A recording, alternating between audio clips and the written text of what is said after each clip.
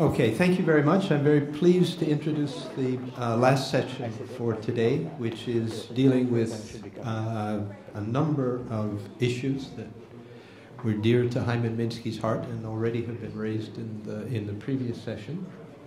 The problems of inequality and the monetary and fiscal policy outlook. We have speakers Stephanie Kelton, who is professor of economics at the University of Missouri in Kansas City, still, I think. And Scott Fullwiler, who I believe is about to become a professor of economics at the University of Missouri in Kansas City. So we have a group presentation. Stephanie will speak to us first, and then Scott will speak to us. Stephanie.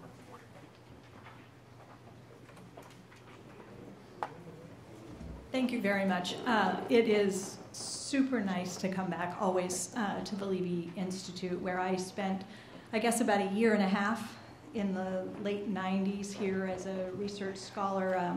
Unfortunately, Hyman Minsky had already passed away when I arrived, but I remember that my office was directly across from his, and I always got a really special sensation just knowing that I'd been sitting across the hall from the office that he occupied, in the adjacent office was Wynne Godley, and so a great deal of influence was placed on me during that year and a half or so that I was here, just learning more about Minsky's work and then learning directly from Wynne Godley. So very, very happy to be back every time I come. So I spent last year and part of this year working in Washington, D.C. as the chief economist on the U.S. Senate Budget Committee. I was working for the Democratic staff. I was hired by Senator Sanders, who is ranking member on the Budget Committee. And so I did take a leave of absence from the university and get out of the ivory tower, so to speak, and into the trenches, and got a pretty up-close view of the so-called sausage-making process that we call the federal government budget. So what I'm going to do is just share some observations about the time that I spent there and then contextualize them a little bit with what I've learned over the years in studying the work of Hyman Minsky and in studying alongside Wynne Godley over the course of doing my doctoral dissertation as well. So I know there's a lot of talk about building a wall in the US today. I can assure you that we have already built the wall. There is a wall. It is a very sturdy wall. It is apparently very tall. It is nearly insurmountable. And it is the barrier to entry for doing almost anything sensible in Washington, D.C. And that wall is this thing called the national debt, which is a barricade. It stands in the way of virtually everything that policymakers would otherwise attempt to do that is sensible, good macroeconomic policy. The gatekeepers to this wall, really, in Washington, D.C., the institutional apparatus that underpins that wall is the Congressional Budget Office. One does not do anything without a permission slip from the CBO, right? The CBO twice annually with a budget forecast. The most recent update to that forecast comes out every year in March, so we have the adjustments to the March baseline. And this is the agency that is meant to assure that the federal government is behaving in a fiscally responsible way, scoring legislation, giving you a green light or a red light, depending upon the way in which the proposed spending or tax changes will impact federal budget deficits and debt over the course of some period of years, right? A short-term and a long-range forecast. So we get things from the CBO that come in the form of dire warnings. And in the course of the year plus that I spent working on the Budget Committee, we would have hearings periodically, called by the majority. And I would say 5 of the 6 hearings that were held in my first months on the Hill had to do with the debt crisis, deficits, and the fact that America was on some sort of a fiscal train to hell or something. So What is it that CBO is telling us? What is CBO telling us? What underpins that wall? What is the economic thinking? They tell us things like budget deficits drive up interest rates, and rising interest rates lead to crowding out. This is not a supposition. This is just posited as fact. We all know that this is what will happen. Federal borrowing is not a source of net saving to the non-government sector, but rather a use of savings. And so we use up savings, which therefore means you get less investment, less growth, lower productivity, and so forth going forward, leaving the federal government with less fiscal space to act in the future. Higher deficits today mean you don't have the breathing room to act in times of downturns going forward. And of course, the probability of fiscal crisis increases over time as a consequence of governments running perpetual budget deficits. Okay, so these are the gatekeepers. This is well entrenched in Washington, D.C. Nobody questions it. Everyone accepts it as fact. Okay? So I know people say nobody in Washington can agree on anything. I disagree. Oh, what happened to my video? It didn't play. Why didn't it play? Is there something I should click back here? Yeah, click the center of that image and see if you get a play button. No. Well, this is a terrific little video, and I'm going to play it. And you're going to recognize many of the voices. Unfortunately, you're not going to see the faces behind the voices, but that's okay. It's important enough that I want to play it.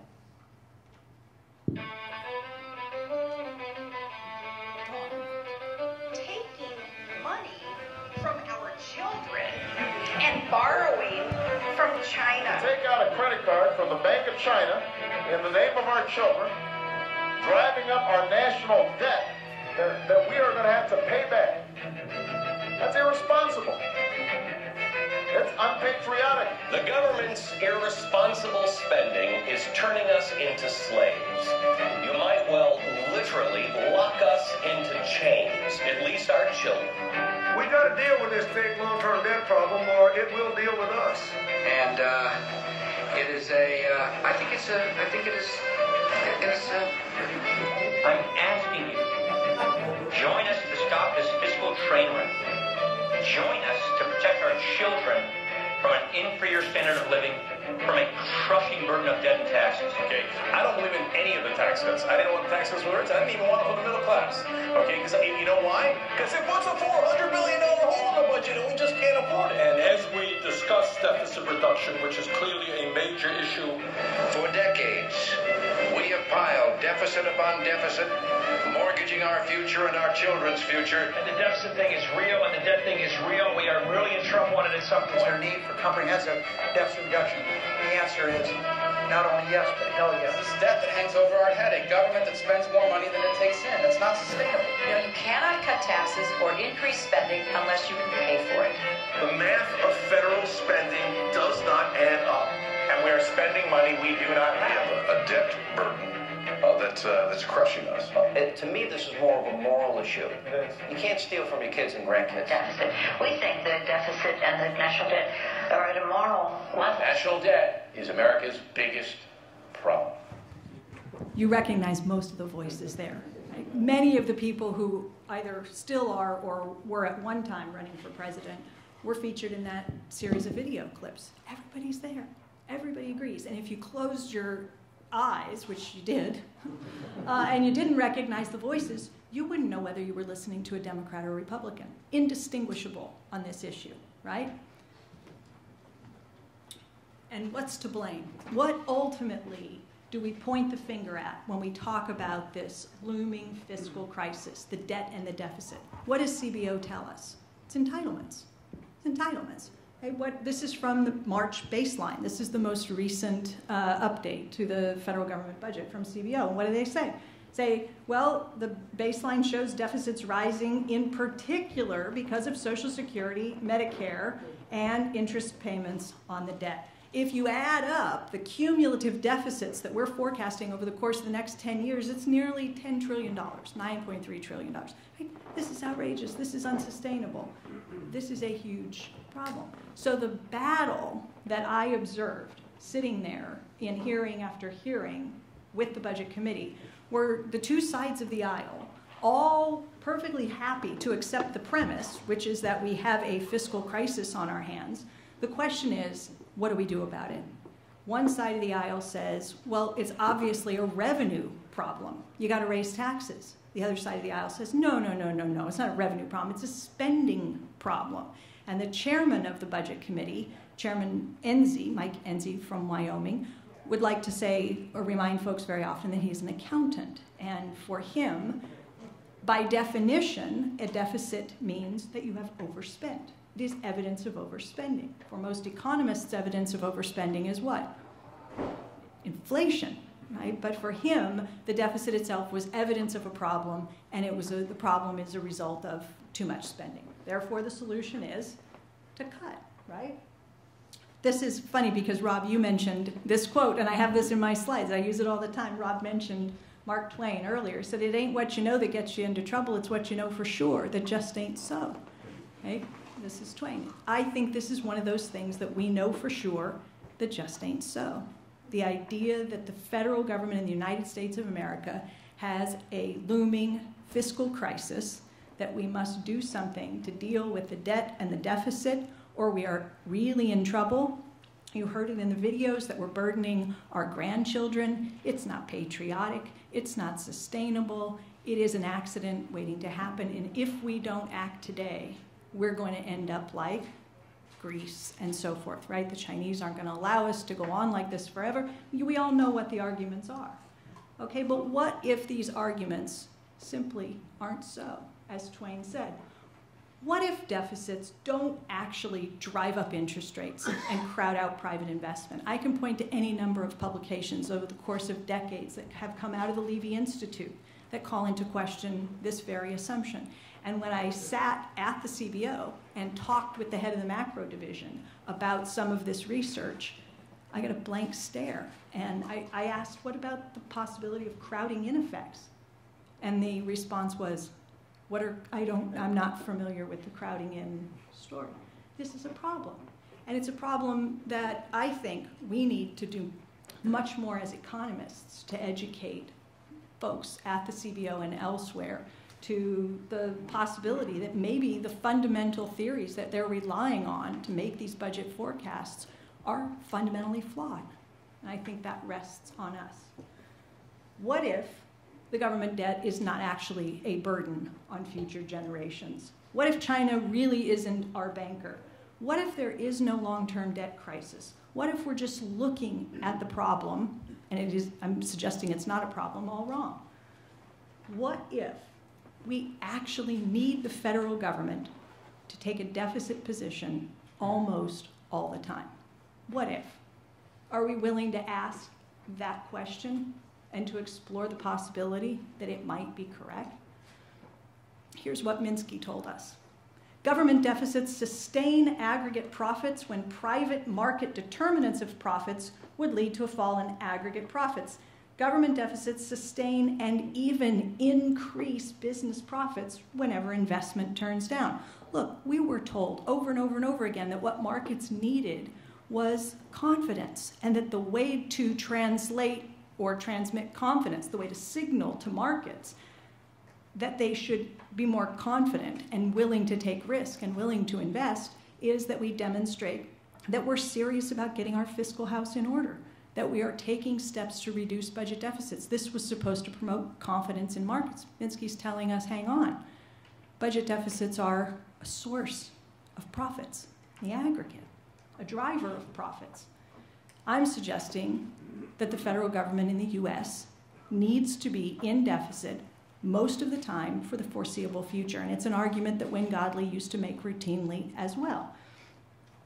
How can I say that? How can I be a member of the Budget Committee and say something so outrageously fiscally irresponsible? Okay? The deficit hawks would tar and feather me. This would not be an acceptable thing to argue, right? Deficit hawks believe budgets ought to be balanced essentially in every calendar year. They would like a constitutional amendment to ensure that governments never spend more than they take in. No more overspending, right? Balance the budget. Spend only what you collect. We could have a constitutional amendment. We could go back to a gold standard just to make it harder for governments to run deficits. Then there's the kinder, gentler deficit bird. These are the deficit doves who believe what Keynes argued, or at least they like to cherry pick the quote to say that the boom, not the slump, is the time for austerity. So it's all right to run deficits when the economy is weak, but by God, you better move your budget towards surplus as the economy begins to recover so that over the course of the business cycle, the budget is in balance. Right? So they're forgiving in the short term, but they would like to see budgets balanced over the course of the cycle. Is there another way to think about things? I think there is.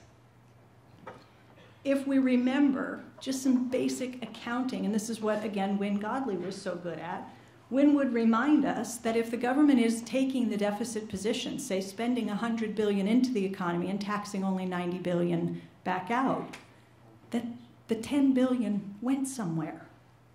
The $10 billion goes somewhere, and where does it go? It goes into the non-government part of the economy, where it is perceived not as a deficit, but as a surplus in the non-government part of the economy. Okay, so we are just fundamentally missing some basic accounting here when we talk only about one side of the ledger, the government side of the ledger, right? The deficit is 1.1 trillion. Okay, well, you might as well say the non-government surplus is 1.1 trillion. Two sides of the same coin. This is something nearly everyone is missing, but not everyone. And this was one of Wynne's most important contributions, and it's something that's routinely invoked by people like Jan Hatzius at Goldman Sachs. In fact, Hatzius has referred to this graph that Wynne used all the time as, and I'm quoting Hatzius, the most important chart in the world. Most important chart in the world. I always do these talks in front of large finance audiences, and when I say that, every head goes up. Nobody isn't listening when I say Hatzius says, most important chart in the world. What does it show? It shows the relationship between the financial balance in the public and in the domestic private sector. And you can see down in the bottom half that as the government deficit gets bigger, that is, government deficits go like this, private sector surpluses go in the opposite direction. Now this is not a perfect mirror image because in this graph I don't have the external sector. This is just the US government and non-government part of the domestic economy, but it's darn close. And I think it makes it makes it clear what's happening here.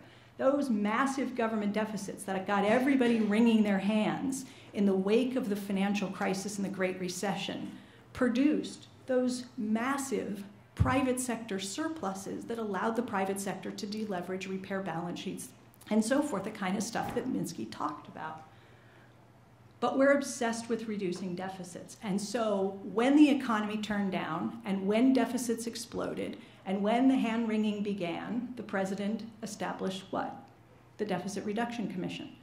Get me some smart people, right? Form a commission and make it bipartisan. Figure out a plan to get us away from these large deficits, right? Come up with something. Simpson-Bowles and others come up with something. What was the plan? To cut $4.1 trillion over the next 10 years through a combination of tax increases and spending cuts. You know this stuff, right? This was the plan. We're going to reduce deficits aggressively over the course of the next 10 years. And man, everybody was gung-ho. We got to do this. We got to take action, right? These deficits are endangering our economy, financial stability, grandchildren, right, the whole thing. So this is what CBO produced. This was a graph that said, all right, here's what's going to happen. If you guys can't come up with a deal, then a whole bunch of spending cuts and tax increases, well, the Bush tax cuts expiring and so forth, all this stuff's going to happen automatically. We called it the fiscal cliff, right? Come up with a deal or we're going over the cliff. Going over the cliff meant that we were going to follow that blue path in this graph. We were going to see the federal government's budget move sharply into a smaller deficit over a very short period of time. Deficit was going to contract very quickly, right? People said, I don't know, that's too much contraction too quickly. It risks a double-dip recession and all that. What if we do some of the stuff but not all the stuff? We'll let some of the Bush tax cuts expire but not all of them. We'll make some spending cuts but not as aggressively as you're proposing. We could still reduce deficits, but we could do it in a safer way. And that meant following that sort of orange path there. What Simpson-Bowles wanted to do was sort of the green line, a path toward deficit reduction that would, by the end of the 10th year, bring the government's deficit as a share of GDP down to less than 2%, right? In fact, very close to 1%. And the Center on Budget and Policy Priorities said, why don't you just set it at 2.5% and forget about it? You know, like turn the dial, just set it at 2.5 and leave it there. So you had all these different proposals people were talking about. But nobody was talking about whether any of this made any economic sense. It was just taken for granted that this was the right thing to do. But the perspective here matters. So if we look at this question again, here's the choice. Reduce government deficits, which were perceived to be on an unsustainable path. This is the historical data. This is what actually happened. And all of this was what was projected to happen. If you go over the fiscal cliff, blue line.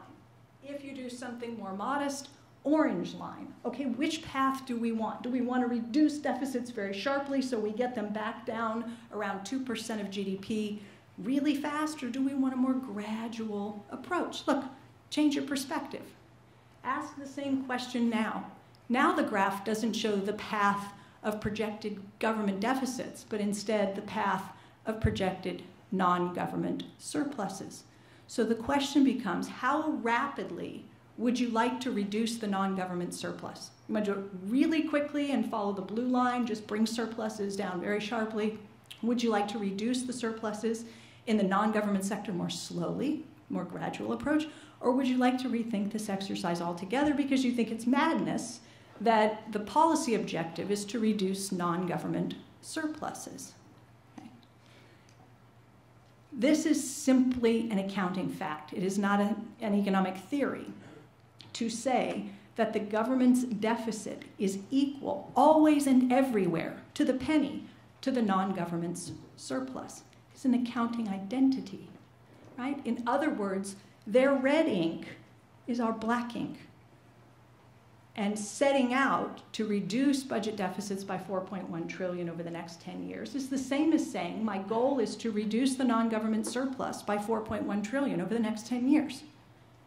One might sound reasonable and the other sounds like madness, but it's the same thing said two different ways. Again, who understands this? Well, Fidelity understood it because Fidelity put out a report to its clients, and the report this was all in the context of the fiscal cliff and the looming sequester and all that stuff. And Fidelity put out a report and said, we have a threat to corporate profits. I say, whoa, that sounds bad. What is the threat to corporate profits? The threat to corporate profits was based on the Levy profit equation. And this is Fidelity telling their clients, if the government reduces budget deficits as quickly and as sharply as they're suggesting that they might, we are going to get whacked hard in terms of corporate profitability. Wait a minute. I thought this was about getting confidence up in the business. No. Fidelity understands where profits come from in the same way that Levy did and in the same way that Kelton long before him did. So what was going on? Government deficits, as Minsky explained, are a source of corporate profits. They add to profits, right? This is from the same report. Following a decline, or following the financial crisis, when the private sector stopped investing, government deficits lifted corporate profits. These are their words. This is Fidelity. Government deficits fostered a quick recovery in profits. A quick recovery. When Minsky asked the question, can it happen again, and answered that it was unlikely that we would have an event on the order of magnitude of a Great Depression because we had fundamentally changed the size of the federal government. We had big government now that was capable of stabilizing incomes and profits in a downturn so that you get recessions and not full-blown depressions today. That we have central banks with lender of last resort facilities, FDIC, and so forth, capable of intervening in times of crisis to stop a financial crisis, a liquidity crisis. We have institutionally changed things so that it didn't have to happen again. And Minsky is pointing out the important role here played by a big government in terms of stabilizing incomes, profits. So here is the US economy. Okay, this is from Wynne Godley's work. This is the sector balance macro approach. This looks at the US economy. All of this is actual data, not hypothetical data. These are the actual financial flows. This is the domestic private sector, all the households and firms, financial and non-financial firms, all the households amalgamated into the blue, okay? This is government in the red. State, federal, and local government in the red. The rest of the world is the green. Everything above zero is a surplus position. Everything below zero is a deficit position. It's a perfect mirror image. Why? Because as Godley used to say, everything comes from somewhere and everything has to go somewhere. It's balance sheet identity. Any payments that flow out of one sector in the economy have to land in some other sector of the economy. They are received, they are inflows somewhere else. So what does this mean? It means that if we're longing for the good old days of those Clinton budget surpluses, and you see them labeled here, where the federal government's position moves from deficit, where it habitually had been over the course of decades, into a small budget surplus in the late 90s and into the early 2000s, okay? Lots of people say, that's where we want to go again, because those were good times, man. The economy was good, the budget was in surplus, that's the thing to replicate. We want to go back there. Okay, hang on, wait a minute. Where was the domestic private sector during that period of time? And you can see that the domestic private sector, again in blue, which habitually rests in the surplus position, had to take a very negative position over that period of time in order to produce those budget surpluses. What happened? A dot-com boom, the beginnings of a housing bubble that allowed leverage. Now we're back in Minsky again, right? That allowed the domestic private sector to leverage up like, I'd say never before, but not in recent history, right? To leverage up. And so spending in excess of income, running deficits, is what the private sector did. And that drove the economic growth. That pushed the unemployment rate down to around 4%. Yes, we got rapid growth. Yes, tax revenues poured in. Yes, spending to support the unemployed dropped significantly because we had a very tight labor market and very close to full employment, okay? But at the expense of a highly leveraged domestic private sector, and we all know how this ended, right? It ended very badly. It ended with budget deficits exploding, but those huge budget deficits allowed the domestic private sector to return to its surplus position. So the point I would make, or the idea I would suggest, is that deficits can be both too small and too big. Everyone in Washington is convinced that they can be too big, that they are too big. But almost no one ponders the possibility that they can actually also be too small. Deficits are almost exclusively automatic. So much of what happens in terms of the budget outcome is a reflection of what's happening in the real economy, right? So this is just a graph of the government budget outcome and the unemployment rate. This is, you can see fairly clearly, I think, that as the unemployment rate increases, budget deficits tend to increase sharply. And as unemployment comes down, budget deficits come down. Why? Because the automatic stabilizers are doing almost all the heavy lifting. This is why Paul Krugman wrote a piece in the New York Times and called it "Deficits Save the World."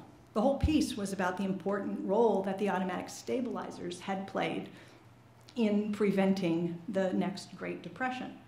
And here's Minsky on the same point. Government tax and spending policies, which turn from surplus toward deficit whenever the economy contracts, and from deficits to smaller deficits or surpluses when inflation rears its head, has the power to contain both depressing and inflationary potentials in our economy. This is just a description of the importance of the automatic stabilizers and how they prevent the economy from reaching the two extremes of either high unemployment or excessive inflation.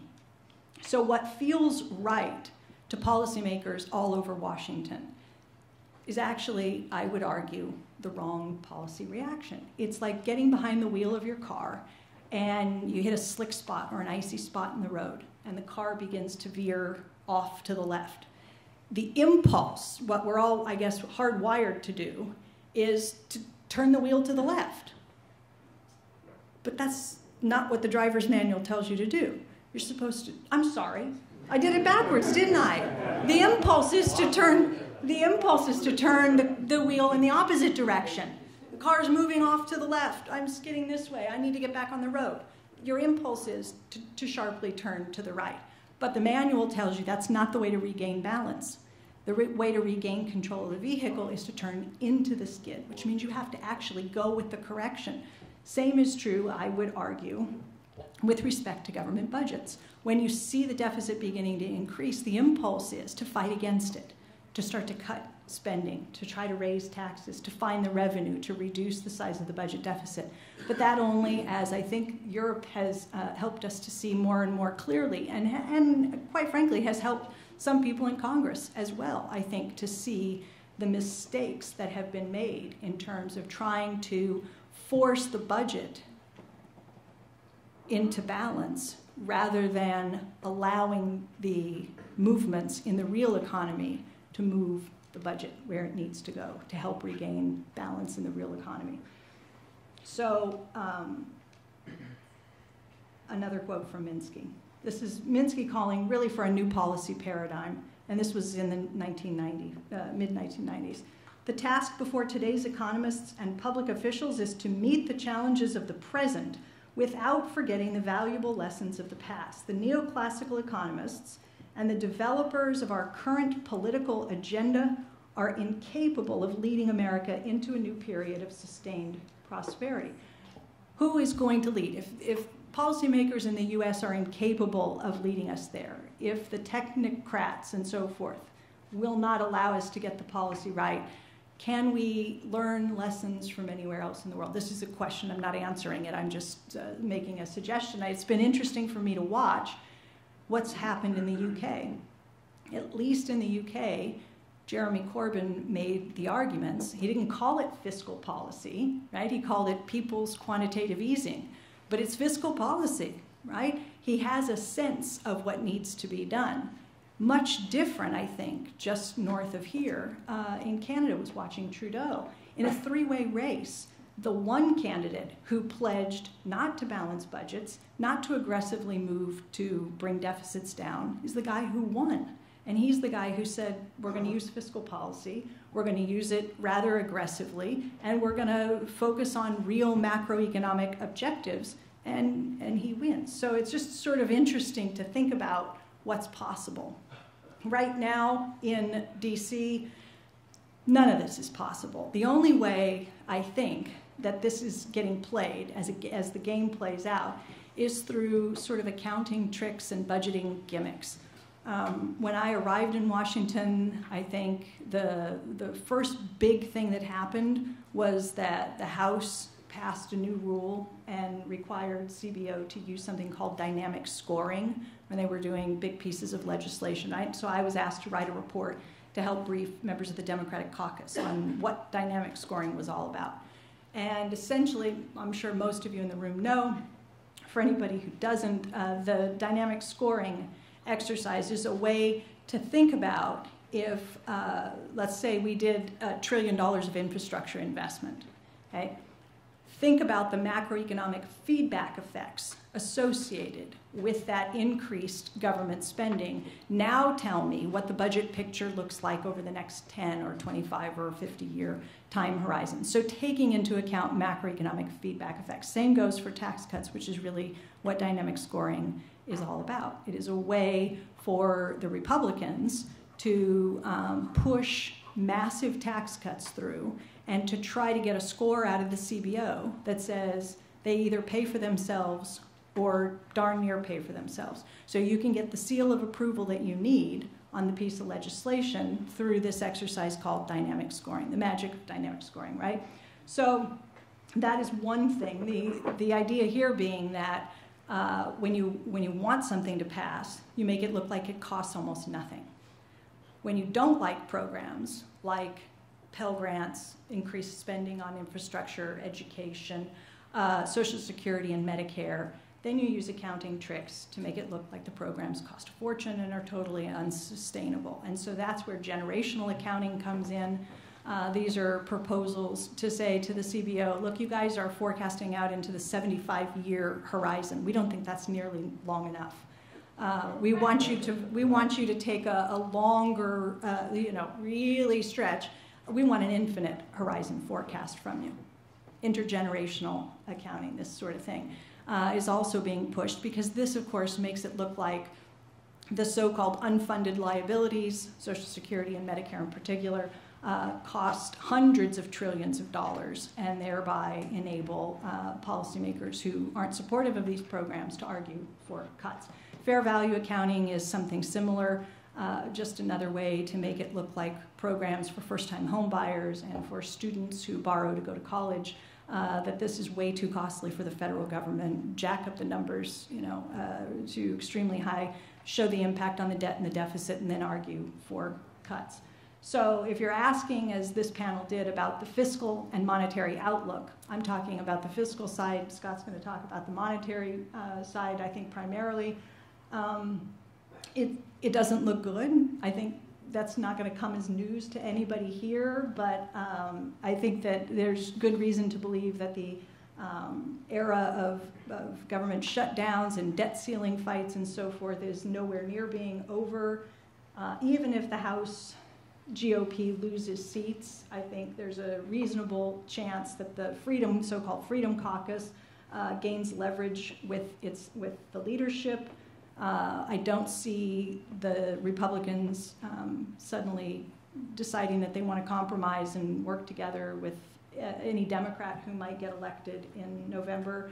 And I think at the end of the day, what this does is put more pressure on the Fed. And there was some discussion of this in the last panel. How do we move toward doing more with fiscal policy, and why didn't Bernanke and hasn't Janet Yellen done more to press Congress? I had some thoughts about that, but anyway, to do more on the fiscal front. You've got guys like Larry Summers and John Williams at the San Francisco Fed. They're saying pretty plainly that we got to get to fiscal policy, that we're not going to be able to rely on monetary policy to pull us out of the doldrums, secular stagnation and all of that sort of stuff, that if we're going to do better than just muddle along, it's going to take more aggressive, more ambitious fiscal policy, and it's pretty difficult to see from this perspective, from my perspective, where that's going to come from. So on the last slide here, I like this very much because this is an optimistic note of a sort from High, and he says, what we need to do is recapture our can-do spirit and to eliminate from the seats of power those of little faith and little vision. So I hope we can achieve what it is he said we need to achieve. Thank you very much.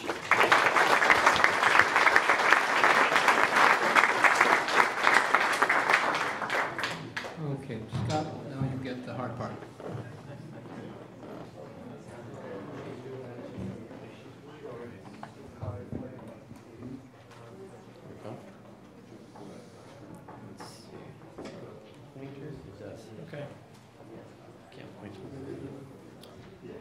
Okay,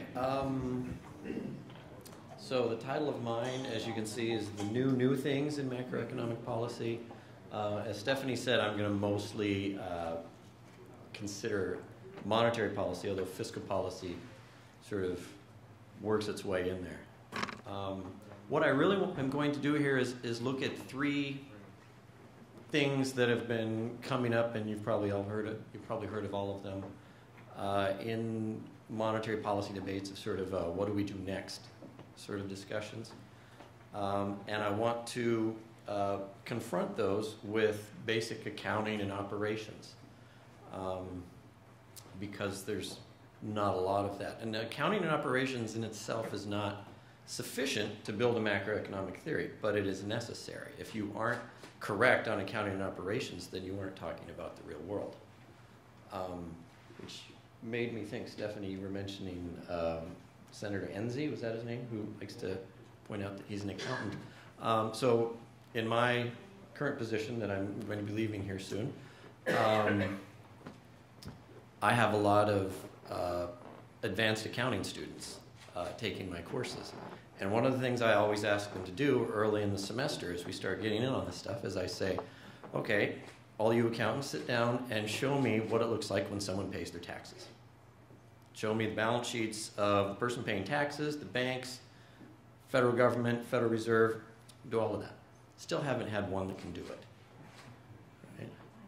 And it's because accountants, mostly, I'm sure there's some that are the exception, but in general, they don't look at financial asset accounting, and particularly not financial asset accounting across a number of institutions at the same time, because now you've got financial assets, as you probably know, are two-sided, right? There's always something on somebody's asset side and something on somebody else's liability equity side. So at any rate, with that having been said, I'm going to just jump in there. So number one, it's a bird, it's a plane, it's a helicopter, it's a deficit. You know where I'm going there. All right. So we've had a number of iterations of helicopter drops. The first one being, I'm calling it helicopter drops V1 for version 1. I wasn't quite sure how to name these things. But so first one being quantitative easing, as you, I'm sure, have seen from somewhere in mid-2007 with about $15 to $20 billion in reserve balances. We had 4 actual iterations of quantitative easing. First one was credit easing, quantitative easing 1, quantitative easing 2, quantitative easing 3, very creative names. We ended up somewhere around $2.8 trillion, $3 trillion in reserve balances. And of course, the inflation, hyperinflation that you would have expected from a traditional economics textbook didn't happen, right? So, well, why didn't that happen? Well, those of us that come from a perspective often called the endogenous money perspective or the monetary circuit, we were projecting right off the bat that this wouldn't work. And in fact, we projected it back in 2001 when Japan started it. And why is that? Well, 2 reasons. First off, what happens when you do quantitative easing is you create reserve balances. The central bank purchases a security, treasuries in that case, and adds reserve balances to a bank. And if you understand how banks work, you understand banks don't need reserves to make loans. Banks don't need reserves to expand their balance sheets. They don't need deposits either. Loans create deposits. Central bank backstops that process because it has to sustain the payment system. The payment system in our country is settling, in our country at least, is settling $20 trillion in payments a day. And so that ends up having to be backstopped. Once you backstop it through setting an interest rate target, then that means you allow the quantity of reserves to float. Okay? And you can't not do that unless you want to allow the payment system to be threatened. Okay, and also on the dealer side there, you've got an asset swap, right? And that's not anything that's going to create any additional spending power in the economy. If you understand how dealers work, you understand that in fact a dealer probably prefers a treasury to deposits, right? That dealers don't use deposits to finance their activities. They use treasuries actually to finance their balance sheet in repo markets, which are also backstopped by central banks because central banks do open market operations in repo markets. Okay. So, and this is something I presented last year, so I'm going to be very quick on it, but it's some background that we're going to need here in a second.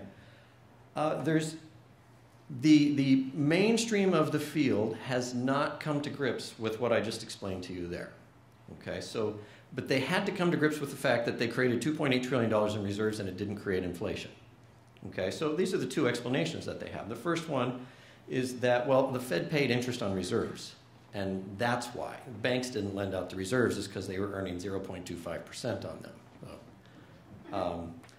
The other view is sort of the Paul Krugman view, which is that essentially interest rates are at 0, and so a bill or a short-term investments are earning the same as money. So as you put a bunch of money out there, it's the same thing as putting a bunch of bills out there.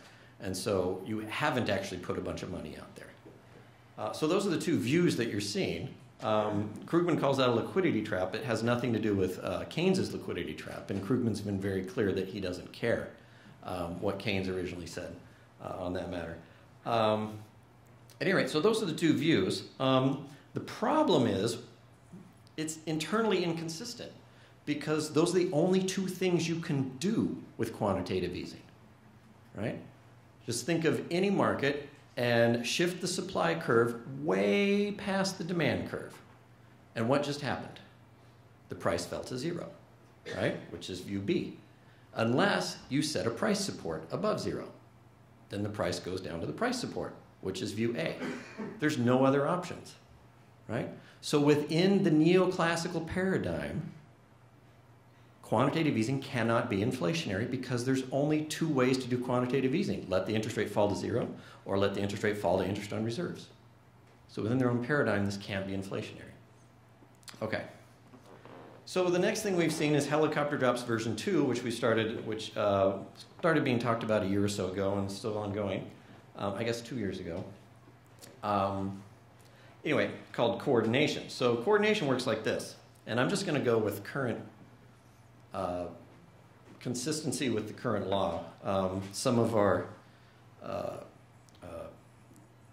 friends here know that some of us don't like to talk about Treasury needing to finance itself, but under current law, the Treasury needs to have reserve balances before it can spend. So we'll just go along with it so we're not controversial here. So step 1, Treasury issues T-bills. Okay, so as you can see there, the T-bill's in orange and sells the T-bill to a dealer, et cetera, et cetera. Okay. Step 2, government incurs a deficit. So one thing to notice there that's really significant is exactly what Stephanie has been talking about.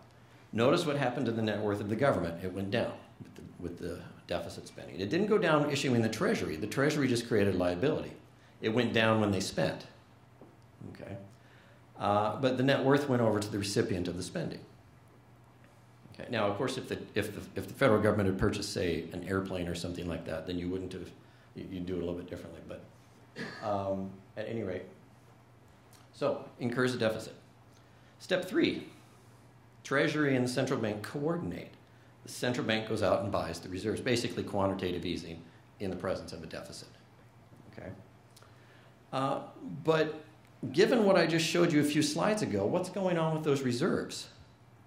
Those reserves are earning interest at the central bank's target rate, or those reserves are at zero. Okay?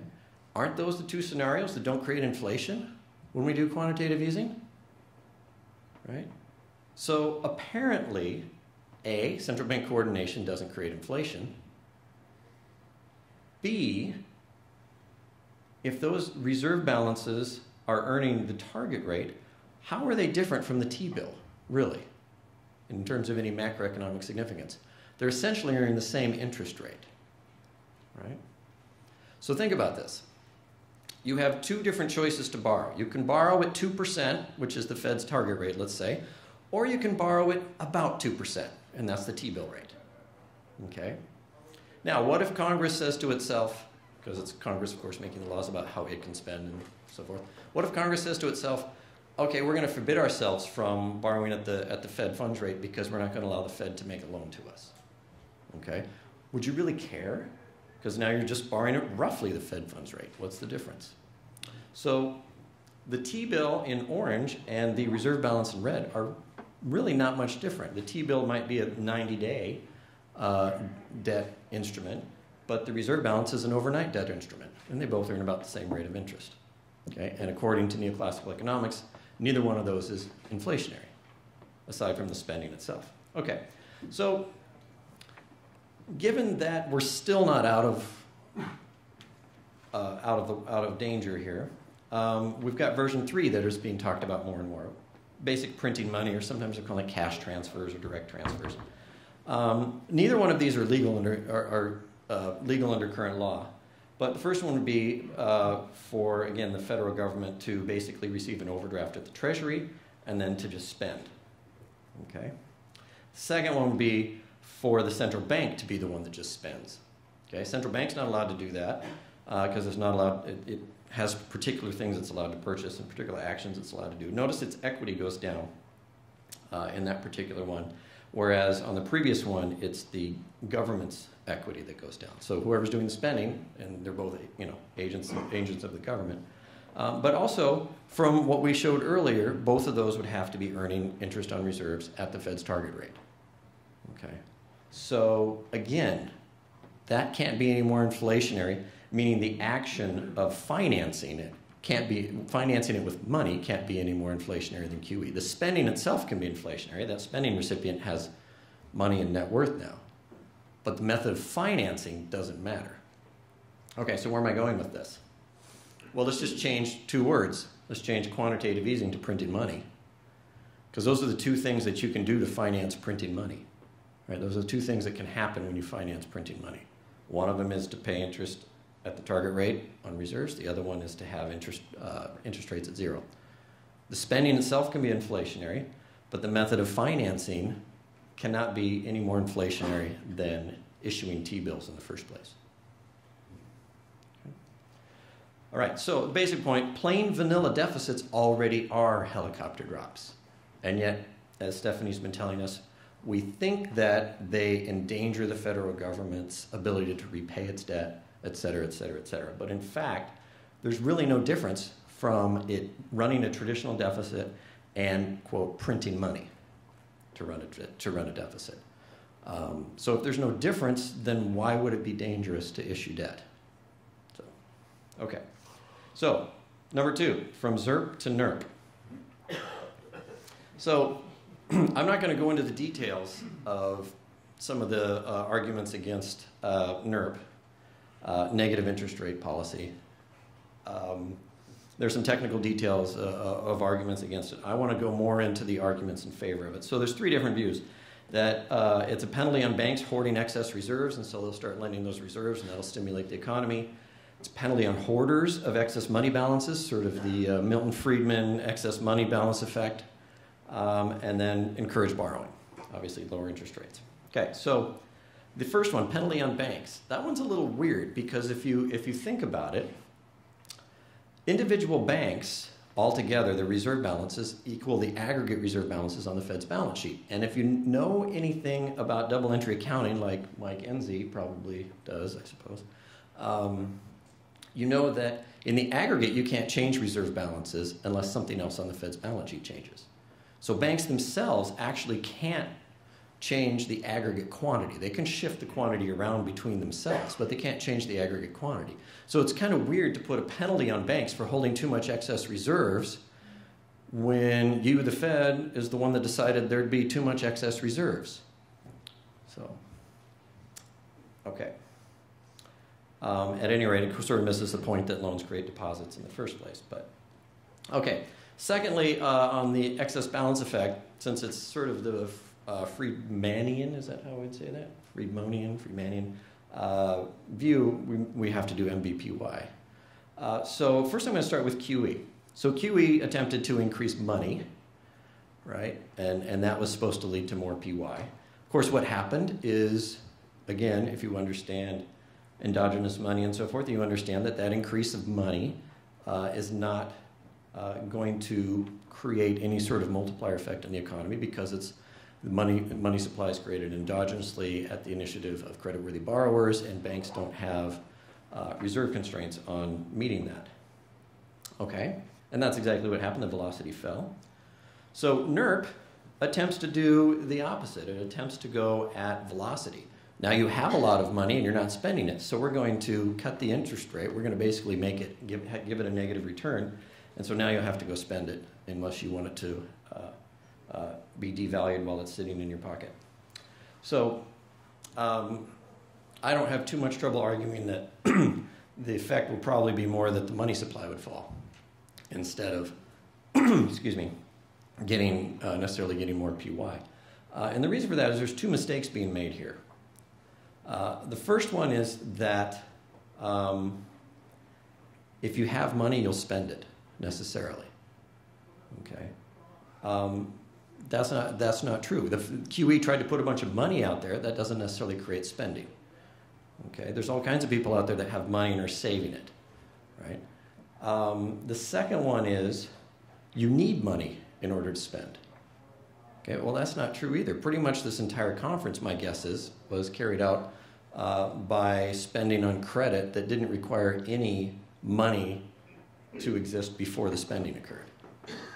Okay, and so it wouldn't be difficult, say, if you were concerned about the value of your deposits falling, to simply use your credit card, and at the end of the month, when you get your credit card bill, or even before that, as soon as you get your paycheck, pay off your entire credit card bill to avoid that penalty. Oh, yeah. Well, we're not being provocative at all up here, are we? Just the two of us. Okay. Anyway, so the third one, lower interest rates stimulate spending. Well, of course, that can happen for sure, right? And that's exactly, what the hoped for effect is. Of course, it also reduces interest for savers, so you've got that to counterbalance it. But that one can certainly work. But going beyond what I was just talking about, let's look at the effects of both of these. So reduced hoarding and increased borrowing. What both of those are doing is trying to increase spending out of existing income. And both of those necessarily reduce saving. Okay, that shouldn't be controversial. But all monetary policy does this, right? There's basically, what does monetary policy do? They try and increase money, and they try and cut interest rates to get us to spend. So they necessarily are trying to get us to spend more out of our existing income. Okay, well, another measure we can look at is a basic measure of leverage, which is just your assets over your net worth, and that's a measure of debt, even though debt doesn't show up there, because if you think about it, if your assets rise but your net worth doesn't, then your debt has risen, right? Your liabilities have risen. Okay, so reducing hoarding. Well, if you reduce your hoarding, you're reducing your assets and your net worth because you're spending on toothpaste and stuff, or going to Disney World. And so that reduces your assets and your net worth, but proportionally your net worth has declined by more. So it's reduced, so it's raised your leverage. Increased borrowing, well, that one's pretty obvious. If you borrow more money, that's increasing your leverage too. So does it make a ton of sense, particularly given what's happened the last 7 or 8 years, to base your need to have an significant economic recovery on the household sector in particular increasing its leverage? It doesn't mean you would never do it, but it would seem that you would be a bit concerned about the state of the economy. Okay, and so this is just historically the household sector leverage ratio. And as you can see, leverage has been reduced, largely, government deficits and so forth. But you can see it's fallen simply to about the level it was at the end of the 1990s.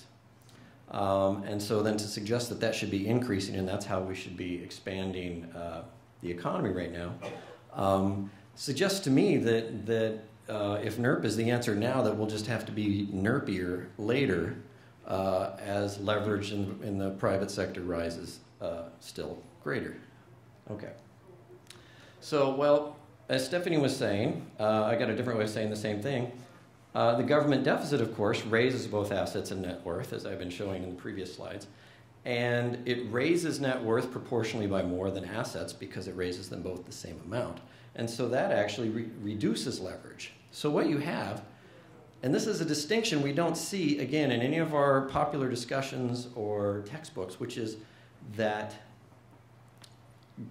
fiscal policy and monetary policy are always shown to both be two different ways that we can increase aggregate demand, right? But what we miss is that the way monetary policy increases aggregate demand is on the backs of more leverage in the private sector, spending more out of existing income. The way fiscal policy increases aggregate demand is by increasing income, increasing spending out of increased income. Okay, those are fundamentally different. It doesn't mean you'd never do monetary policy, but it means that you should be thinking about the financial positions of the private sector before you start to just blanket say monetary policy is the only game in town, as the new consensus model does. Okay, number 3, last one. Meet the new boss, same as the old boss. So we're getting fooled again. Oh, okay. One person got that. Okay, or it just wasn't funny. So this is from James Bullard, St. Louis Fed president, at his speech last year at this conference. And this isn't a critique of him per se, as much as I knew where this quote was, and it sort of is a nice representation of the view out there. So as he says, and he's actually backed off his last paragraph there since then. But anyway, Taylor-type rules have been out of fashion. While the policy rate's at 0, they're kind of useless. But now that we're talking about normalization, it's interesting to look at policy prescriptions of Taylor-type policy rules. A particular rule that's been around policy circles for the last decade or more suggests that we should have already lifted off. And he said that a year ago. Like I said, he's backed off of that one a bit as he's being appropriately data dependent. Anyway, that concept normalization is just mind-blowing to me. What was normal about pre-2008, right? What did the Taylor rule do so brilliantly before 2008 that we should be normalizing back to the Taylor rule? Anyway, it's sort of mind-boggling to me. Where is, those of you that know what a Taylor rule is, it basically says that the central bank should adjust the interest rate based on what it thinks the natural rate of interest is, and then adjust for deviations from GDP from the potential and inflation rate from the inflation target. What's amazing is there is no private sector debt in that equation. There's no government debt in that equation. I heard a lot of wonderful things on this the previous panel about financial instability and so forth. None of that stuff's in the Taylor rule. The idea that you could manage a modern financialized economy with an overnight interest rate target that has no private sector or government debt or any sort of other things in there that were referred to in the last panel, it's amazing that so many people, that's just standard. Okay, so again, talking about the Taylor rule, there's use that to adjust the interest rate. Obviously, an interest rate affects the amount of private debt, borrowing, and it affects debt service. And it also affects, those will affect the financial position of the private sector in the economy. And again, it seems to me that your choice about where to adjust an interest rate target should be related so much to whether or not you think the economy is filled with hedge speculative or Ponzi financial positions. Again, not in the Taylor rule. Obviously, the Taylor rule affects government debt service as well, and of course, government debt service then feeds into more spending and the deficit and so forth. Now, in fairness, the Taylor rule doesn't explicitly deal with this, but other theories within the new consensus do, and they basically say government balance your budgets, at least intertemporally, so you can get out of the way so we can use the Taylor rule, so you don't mess things up. That's basically what they say. So we can be using monetary policy and always stimulating the economy through more private debt. So whereas economists like to talk about optimal monetary policy, I prefer to talk about sustainable monetary policy. And so my first principle is the optimal interest rate rule cannot ignore private and public debt and debt service. That would seem obvious to me since the interest rate is directly affecting private debt and public debt and debt service. Secondly, this is basically the same thing Stephanie was saying. We have these sectors of the economy, and they have transactions between them. And one sector's deficit, one sector being in deficit means another sector has to be in surplus. The way I like to say, introduce this to my students is I say, does it make sense to you that every country in the world cannot have a trade surplus? Hopefully that makes sense, right? So if you look at that graph there, it's pretty clear that unless the rest of the world is running a deficit, then those other two sectors cannot be in surplus simultaneously, right? And in fact, even if it is a surplus, for both of those sectors to be in surplus, even if it is in deficit, for those two sectors to be in surplus would require a pretty big trade surplus. The rest of the world have a deficit.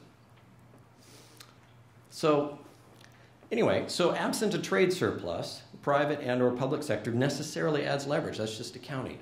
And of course, even if you have a trade surplus, you might still have that because you need a really big trade surplus for both of those, generally a big surplus for both of those sectors to be positive. So what that would tend to mean is that the interest rate has to be lower than the growth rate. If you're going to have one sector almost always in a deficit position, then you can't let its debt service explode or you're going to get into problems.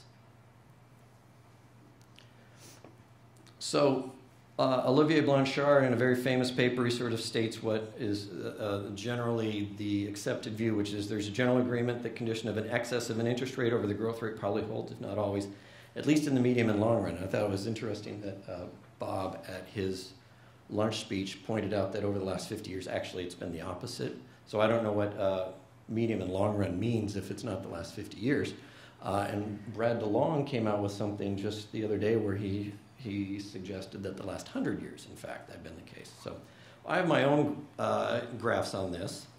And so the top one, 53 through 2015, if you look at the right, the blue, it subtracts GDP from the interest rate, and you can see the 3-month rate has been significant, negative 1.7%, meaning 1.7% less than GDP growth, and the 10-year negative 0.2. And so I break it down into 53 to 79, 79 to 2000, and 0, 1 to 15.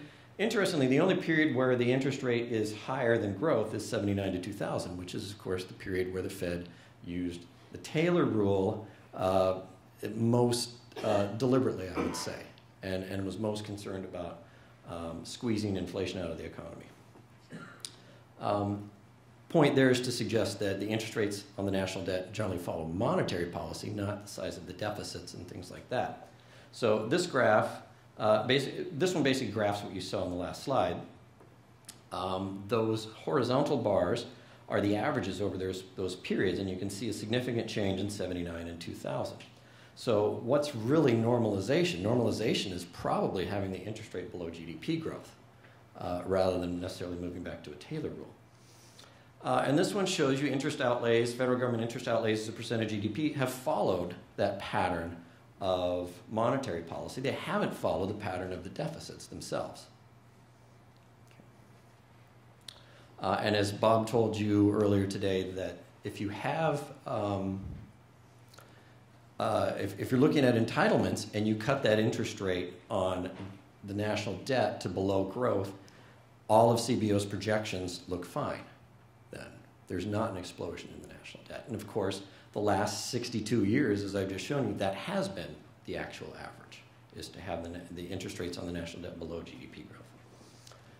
Okay, and then also, since I was talking about private sector debt, it's pretty clear to me that household financial obligations follow, if not precisely, they are significantly affected by, again, monetary policy there. So again, it seems strange to me to have a monetary policy rule to try and stabilize the economy that has no private sector debt or public sector debt in it, or debt service. Okay, so conclusions. The new things in macroeconomic policy. Is there any there? New, there. It's late, okay. Or do we need the new things like a fish needs a bicycle? I thought that was okay. So just summarizing some of the points I've made, or the points, all deficits already are helicopter drops. So this whole fear that we have about government deficits and not being able to pay them back and so forth is incorrect according to basic accounting and operations. That a deficit is the same thing as printing money, and a printing money is the same thing as a deficit. So we shouldn't fear the fact that we run a deficit that will go bankrupt or et cetera. And we also shouldn't fear that printing money itself necessarily is hyperinflationary. They're the same thing. NERP is just the most recent attempt at growing demand by raising private sector leverage, as all monetary policy stimulus does. Normalizing via Taylor rules ignores public-private debt and debt service and their interrelations arising from sector financial balances.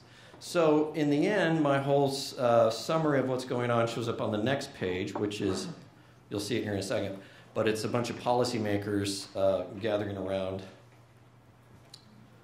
Central bankers is on the left and fiscal policymakers on the right. But that's basically where we are, in my opinion. We'll do anything to create more jobs and income except directly create more jobs and income.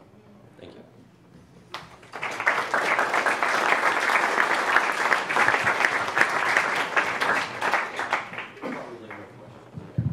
Oh, there are obviously going to be questions. No, I'm going to start out with two questions, one for each one of you. Stephanie, first of all, you mentioned this difference between the way economists interpret the impact of the deficit either on interest rates or excess spending and inflation. Could you elaborate a little bit more on what you think the appropriate policy for designing the size of the surplus or deficit should be if the way we do it now is not appropriate? You want? Yeah. Okay, so is this on? Am I? Yes. Well, my own personal inclination is to go back to the approach that was taken by Abel Lerner in the 1940s. Lerner's approach was dubbed, in contradistinction to the sound finance approach, functional finance. And Lerner was talking about calibrating government spending and taxes to achieve macroeconomic goals of full employment and relatively stable inflation.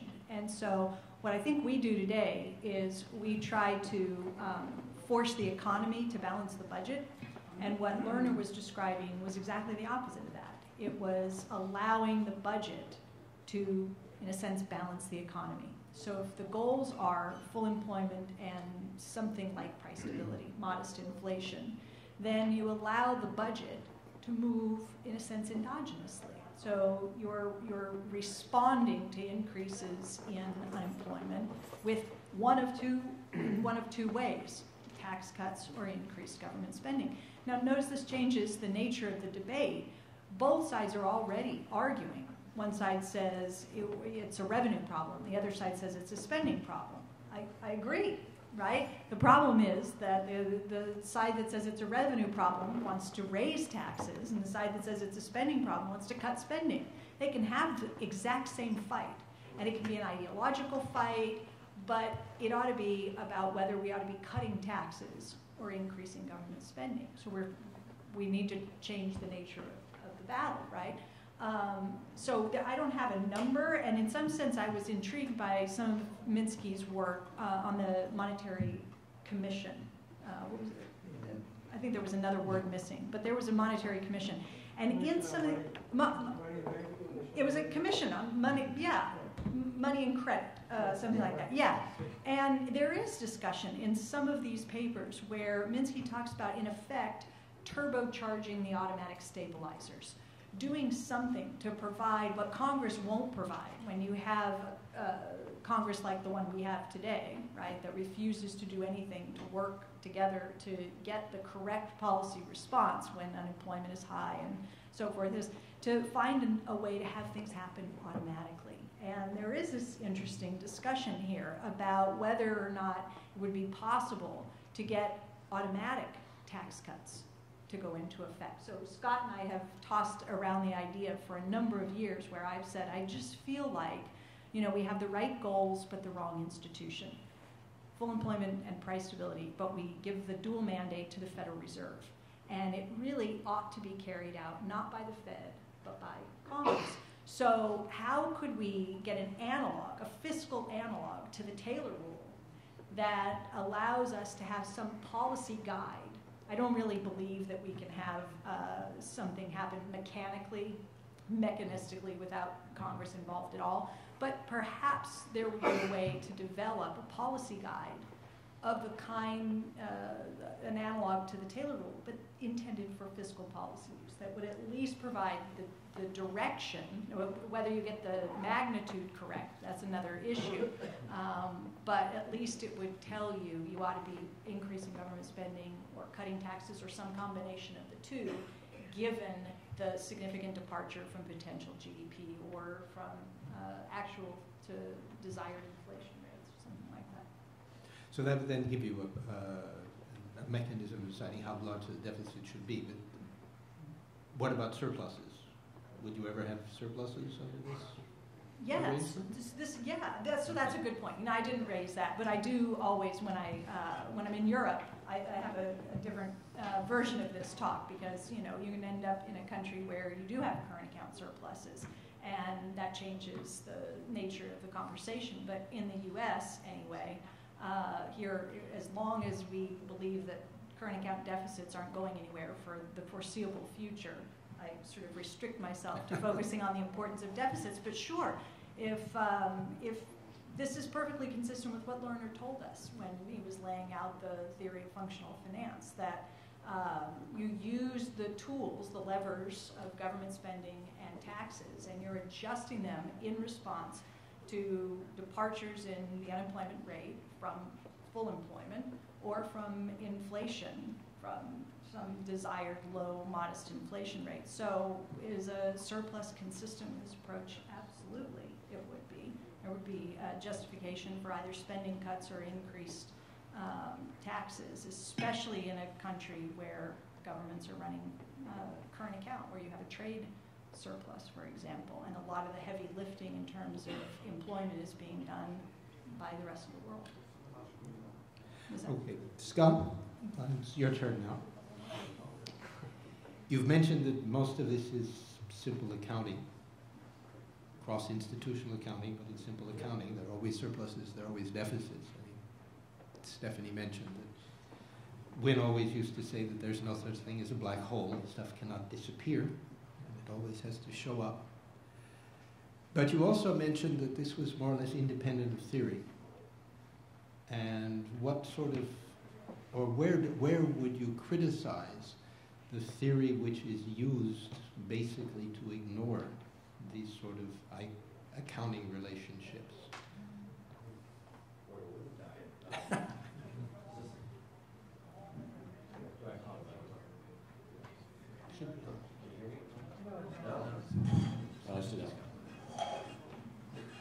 All right.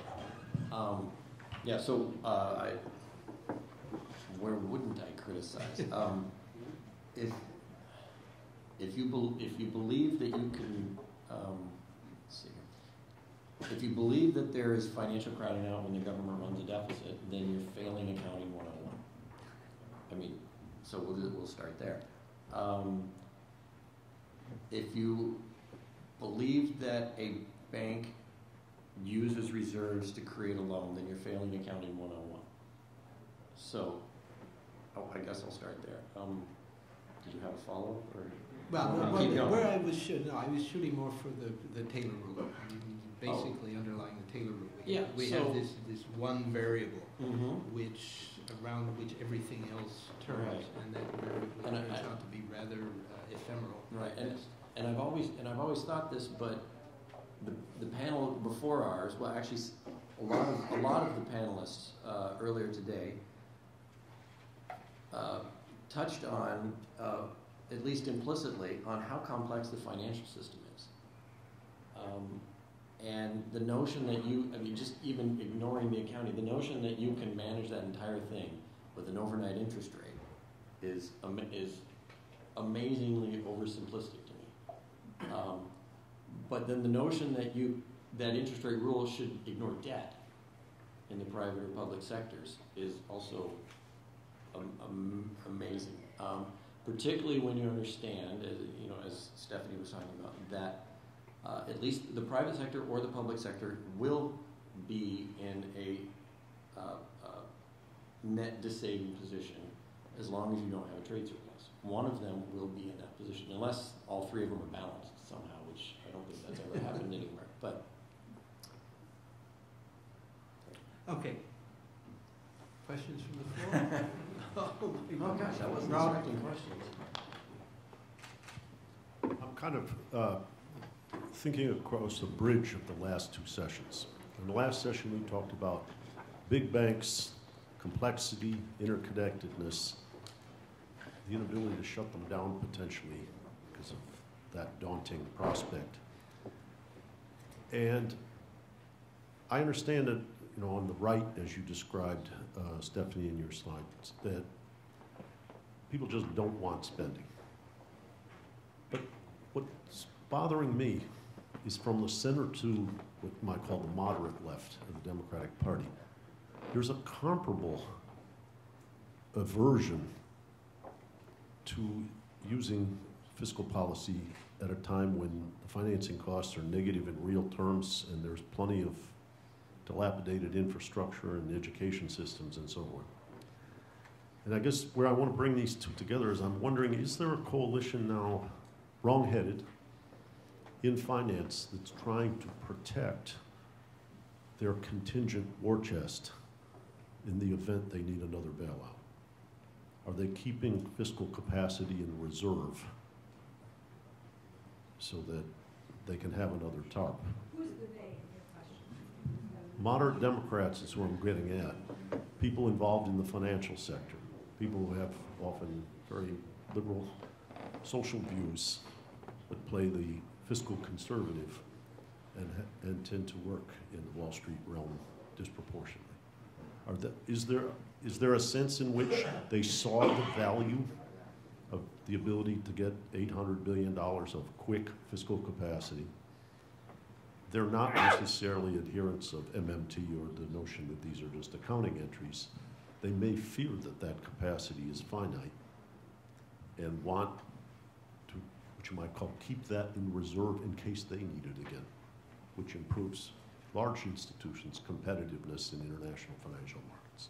I'm just curious, do you hear anything like this? I don't hear anything. That's encouraging. It's an interesting proposition. I don't hear anything. I definitely hear the, keep the powder dry sorts of arguments from some Democrats who I think probably rightly understand that the politics are difficult and that to the extent that deficits can be kept low for a period of time in the event of another event that would require a substantial increase in deficits, that it will be easier if we have had a period of time where deficits have been small. Sure. But the group that you're specifically talking about, I haven't heard those sorts of remarks from. They still have to use the monetary system to do it. So they're just wrong. They're not being underhanded. Well, I don't know, and he's talking about a unique group. Okay, just picking up somebody there in the back. Okay. Yeah. I am shocked and amazed at the cynicism of your question, Mr. Johnson, but I think you're right. I do think you're right. Yeah. And you are Walker Todd. Right. And I think Stephanie would have heard it too if you worked on Senate banking instead of Senate budget. You would have encountered bankers and their spokesmen being just as cynical. Well, I was impressed by the presentations here today. I think in domestic terms, I think you are onto something. The real question that my Republican friends would raise would be, what are you going to do if somebody is cheeky enough to ask for gold, or if foreigners who hold our debt securities insist on suddenly being paid in foreign exchange instead of dollars that we print? What does that do to your calculations? Well,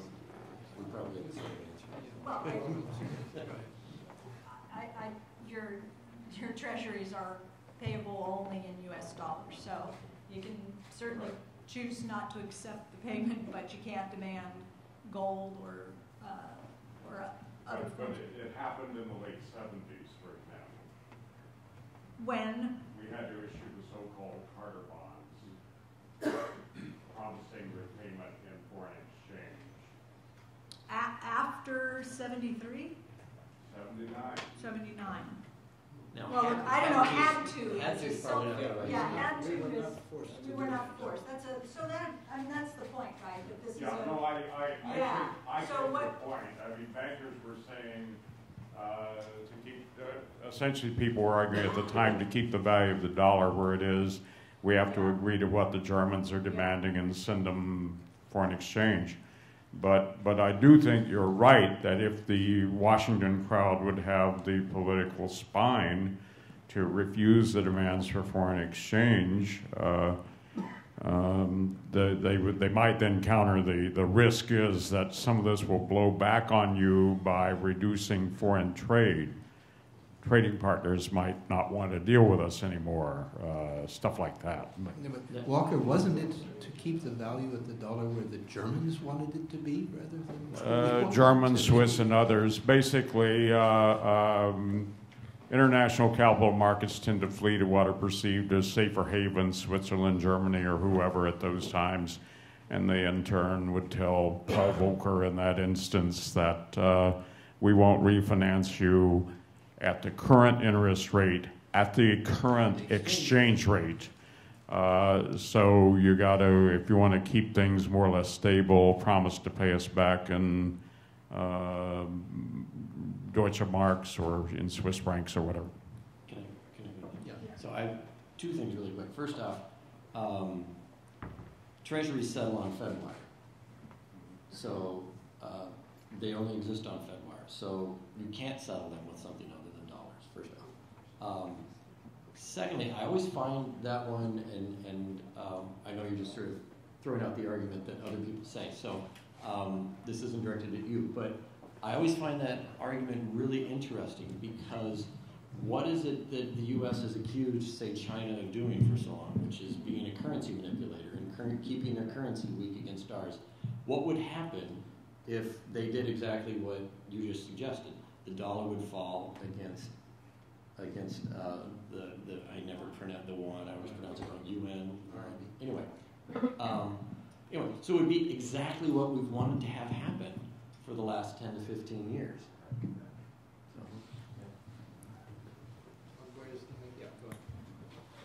Hi, thank you both also for excellent presentations. I just wanted to, I was very struck by your Goldman Sachs chart, Stephanie, but noticed that it starts in the 1960s, because for me what's really interesting is that there isn't debate and discussion about deficits until you get to financial liberalization and deregulation.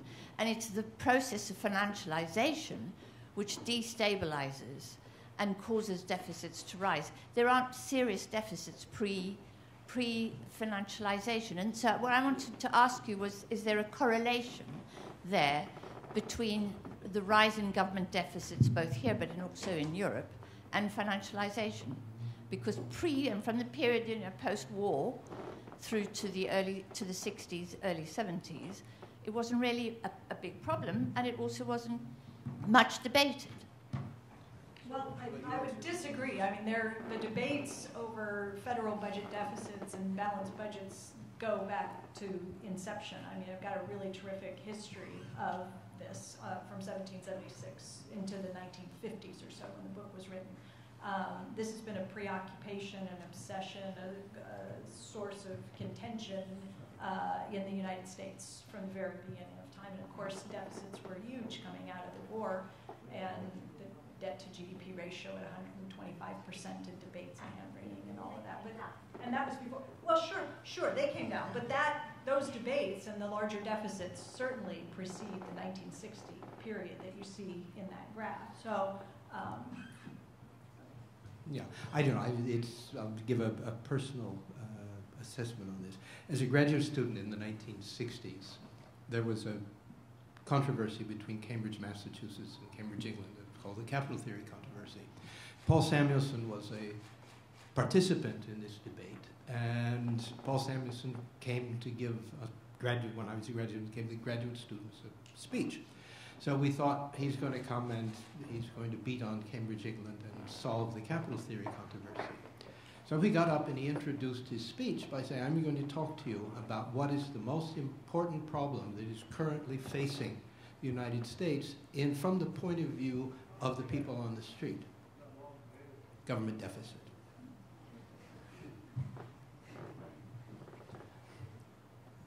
Keep going, Tom. Or, yeah, Mar, why don't you, give Bob money. Give it a chance. Thank you. Well, is this work? Is it? Okay.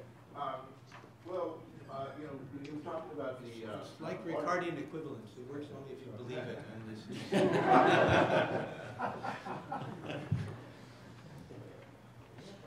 Yes. There we found confidence. The automatic mechanism like that you guys were talking about, be able to do that would require changing the law. Okay, and earlier we were talking about which mechanism? The fiscal rule, or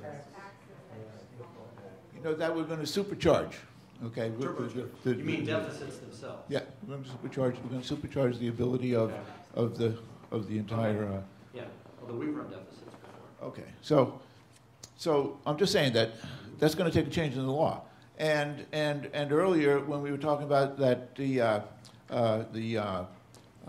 Democrats want to cut Democrats want to cut spending, or Democrats want to cut taxes, raise taxes, and the other ones want to cut spending. So it becomes really a matter of how to finance the deficit, really more than the deficit, okay, right? Because we're trying to balance it, okay? And so my question is, well, why aren't we printing money? Didn't learners say, when we're going to do this, we're going to print money then? We're going to print money? So why aren't we looking at the print money option? Because it would take change in the law to do it, but it would satisfy both of those guys. Because we would not have to cut spending, and we would not have to raise taxes. I can go back up there. So, I mean, I agree, mostly because they're the same thing. Printing money and issuing bills are the same thing. So. They're obviously not the same thing, because Bernstein would be in favor of them if they were the same thing.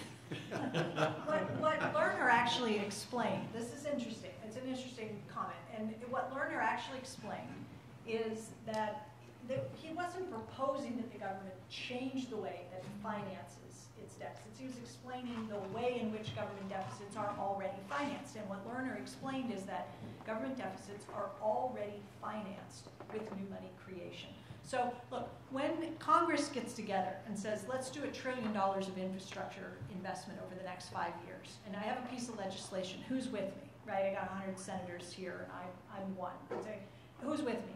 And enough hands go up, right? We've authorized the spending. Now, the checks will go out. We have just decided that we're going to spend $1 trillion over the course of the next 5 years. It's authorized. Congress will begin spending. The checks will go out. Scott can explain why the checks won't bounce, okay? But the spending itself leads to the creation of new money. Taxes will reflux. The government will end up collecting tax revenue over the course of that period of time. Let's make it a year, right? Over the course of the fiscal year, the spending will take place, tax revenue will come in, and it isn't until the end of the year that the government even knows whether it's run a deficit or not. So I spent 100, I collected 90, I guess I ran a deficit. The current law says that when I engage in deficit spending, I'm required to borrow, right? I have to sell treasuries. So now I've spent 100 in, I've taxed 90 out, the rest of the economy has 10, and now I'm required to borrow. So I say, who wants to buy treasuries? And enough people out there say, we'll take them. I get the 10, I give you the treasury, and it's done. But it's all ex post, and the spending itself was financed by new money creation. It's the fact that there's all of this coordination between the spending, the taxing, the bond sales that creates the illusion that what's happening is that the bonds and the tax revenues are coming in and actually paying for the new spending, when what Lerner explained is it's not at all what's happening. And taxes are reclaiming a portion of what was previously spent. The bond sales are doing the same, and bond sales are more about interest rate maintenance than financing of any government spending, which is taking place ex post. So all of these people that want PQE and fancy ways to finance government spending are just missing the point that this is already the way things work, right? Yeah. Hello. Am I on? Okay.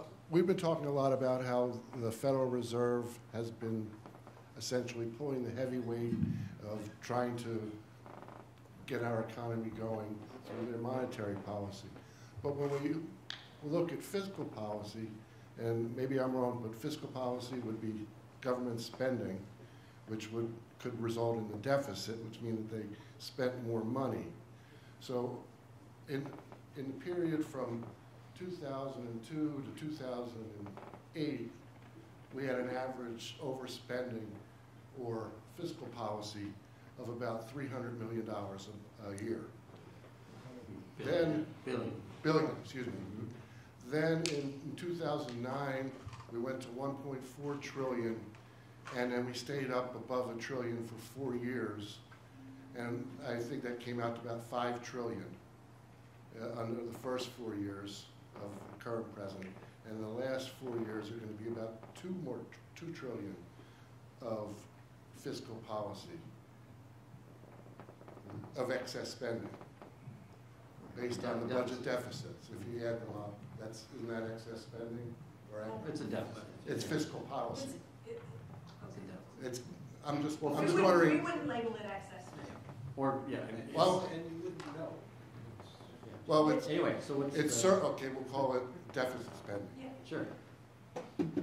What would be the ideal amount, since we spent 5 trillion in the first 4 years, and we now spent 2 more trillion in the last 4 years, and we only got like a very low GDP rate? Did we not get our money's worth out of the fiscal spending, or where does it go? Or is it all on the Fed's balance sheet? So, yeah, those are several different things. Well, let me just hit one of those points. Let's recall how big the Obama stimulus was. 800 billion over 3 years, and so you just used the number 5 trillion. I think it's more like 6, but what's a trillion between friends, right? Anyway, no, but my point being, well, I can't do that math in my head right now, but anyway, about 15% of that was actually an attempt to stimulate the economy. The other 85% was what we call automatic stabilizers.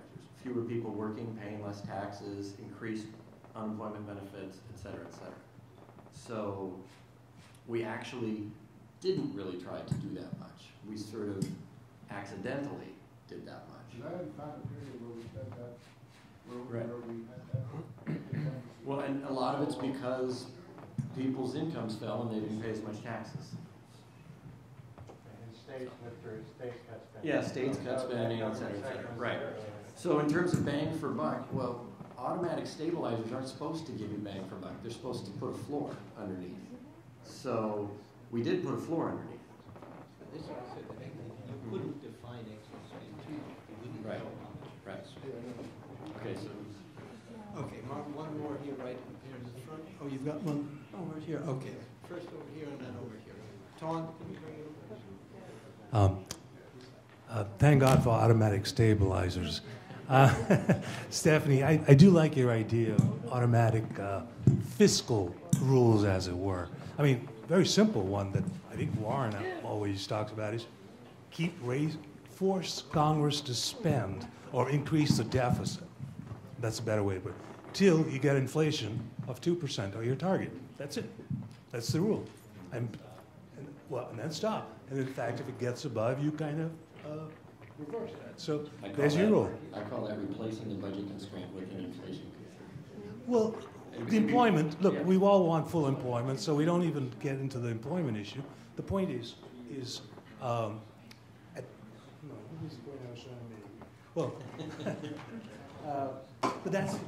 that's a good way to do it. And then let Congress choose. Let them be forced to make the deficit, but then choose between spending or taxation. Does that? Yeah.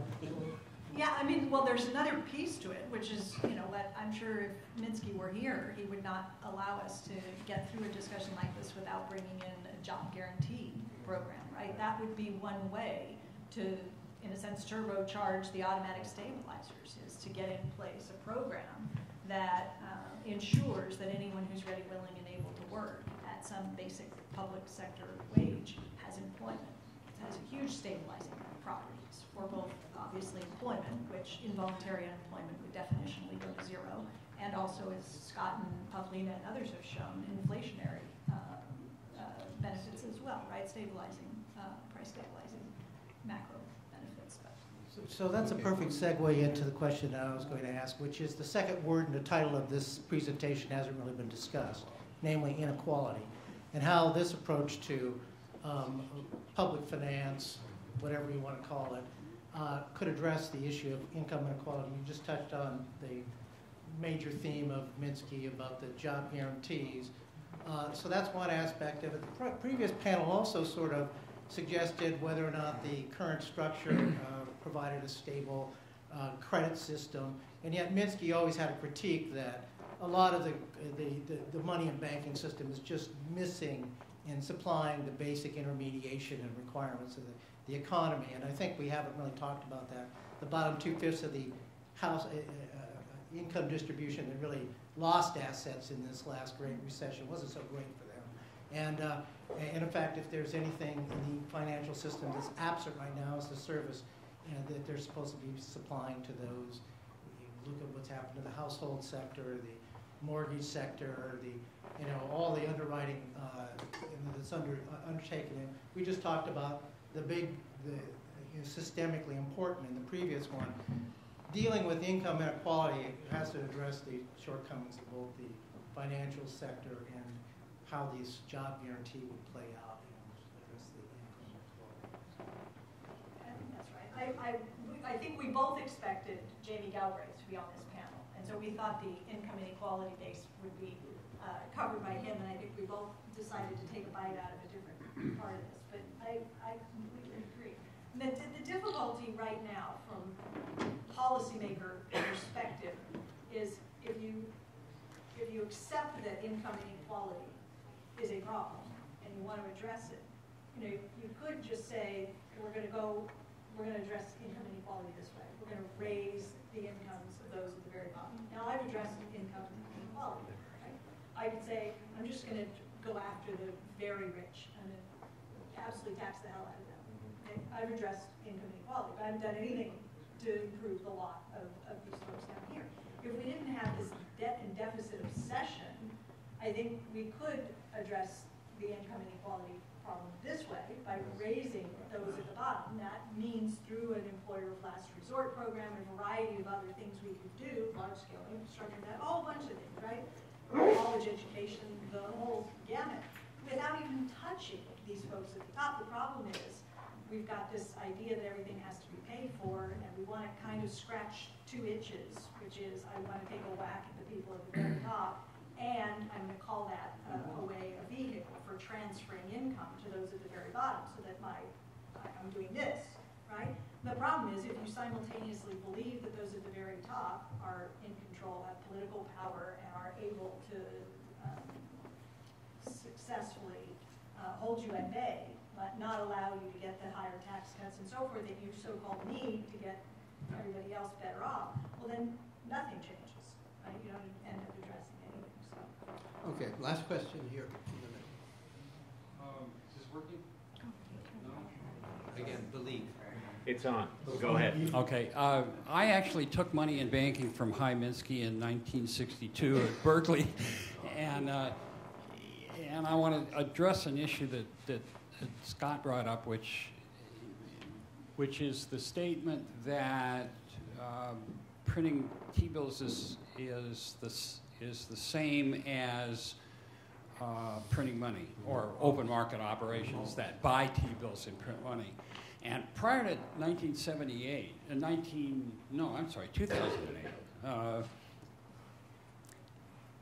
we always assumed, and I did when I took money in banking from High, that the fractional banking system would expand. There would be in private investment demand.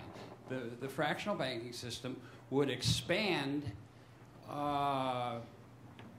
loans to sop up the excess reserves, and that was called money. And if you believed a velocity equation, and we weren't in what Krugman now calls a liquidity trap, then there would be inflation.